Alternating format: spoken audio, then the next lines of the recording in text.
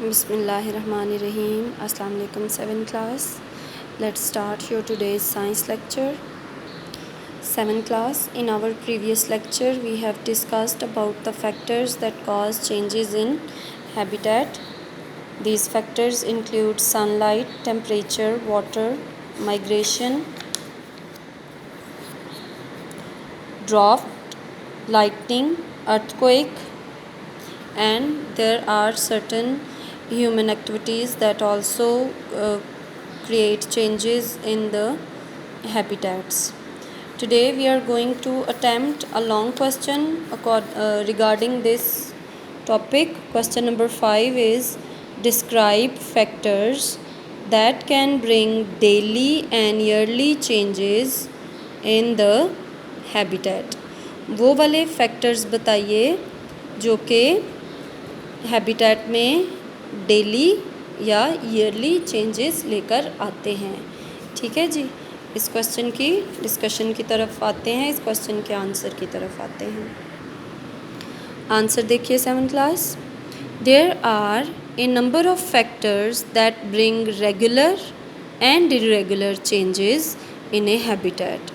Changes in habitats are seasonal, cyclical और accidental. यानी बहुत सारी ऐसी चीज़ें हैं जो कि हैबिटेट्स में तब्दीलियां आने का बायस बनती हैं। ये चीज़ें जो हैं ये रेगुलर पैटर्न्स के साथ भी हो सकती हैं और इरेगुलर भी होती हैं, सडन भी हो सकती हैं। ठीक है जी। इसके अलावा ये जो चेंजेस हैं ये सीज़नल होती हैं, जैसे सर्दी और गर्मी के मौसम में आप देख सकते हैं कि परिंदे हिजरत करते हैं, बहुत से जानवर हिजरत करते हैं, एक जगह से दूसरी जगह जाते हैं, या कुछ जानवर हाइबरनेट कर जाते हैं सर्दियों में। इस तरह ये सीज़नल चेंजेस हैं हैबिटेट्स में, क्योंकि इस तरह जो हाइबरनेट करते हैं खाने पीने पे फ़र्क पड़ता है, ग्रोथ पे फ़र्क पड़ता है, बर्फ़बारी होती है तो प्लांट ग्रोथ पे फ़र्क पड़ता है। तो इस तरह की चेंजेस जो हैं ये सीज़नल चेंजेस हैं। साइक्लिकल चेंजेस भी सीज़नल चेंजेस जैसे ही होते हैं कि जैसे खुश्क इलाकों में बारिश नहीं होती तो बीज महफूज रहते हैं, रेत में या मिट्टी में पड़े रहते हैं। जैसे ही बारिश होती है उन्हें पानी मिलता है तो वो रीग्रो कर जाते हैं, वो दोबारा से उग जाते हैं। उगने के बाद वो अपना लाइफ स्पैन पूरा करते हैं, और अगर खुश्क साली हो तो वही बीज दोबारा से ज़मीन में पड़े रहते हैं जब तक कि दोबारा बारिश नहीं होती। तो ये हैबिटेट चेंज साइक्लिकल होता है।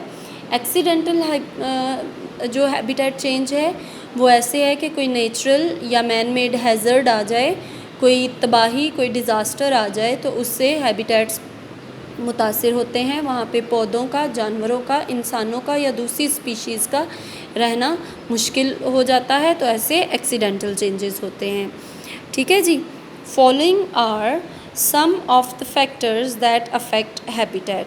अब नीचे कुछ हम डिस्कस करेंगे वो वाले फैक्टर्स जो कि हैबिटेट को मुतासिर करते हैं। सबसे पहला है light. Light intensity affects the number of plants in a habitat. Decrease in number of plants में result in decrease of animals in a habitat. यानी लाइट जो है वो जितनी ज़्यादा होगी उसकी जो इंटेंसिटी है वो प्लांट ग्रोथ को हेल्प करती है। अगर लाइट कम होगी तो प्लांट ग्रोथ जो है वो कम होती है, वो रुक जाती है। तो प्लांट ग्रोथ हमें पता है कि फोटोसिंथेसिस का अमल तो होता ही लाइट के साथ है, तो अगर लाइट नहीं होगी तो ये प्रोसेस रुक जाएगा। नेक्स्ट जो फैक्टर है वो है टेम्परेचर।